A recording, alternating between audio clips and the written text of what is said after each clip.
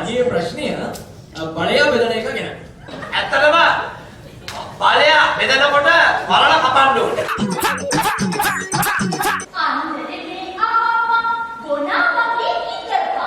පොළොක් නරුවෙක් හිටන්.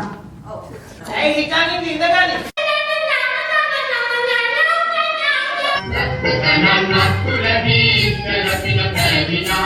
I can reduce your belly. මට වාගේ බෙල්ල අඩු කරන්න පුළුවන්. ලග්නය මේස නවාංශකය වෘෂභ එයාගේ කේන්ද්‍ර සටහනේ 1 කේතු 2 රාහු 3 මුකුත් නැහැ 4 කුජ විවාහය ප්‍රමාදයි. විවාහය කරන එකක් නෑ. අනේ ඇයි 3 මුකුත් නෑ කිව්වා නේද?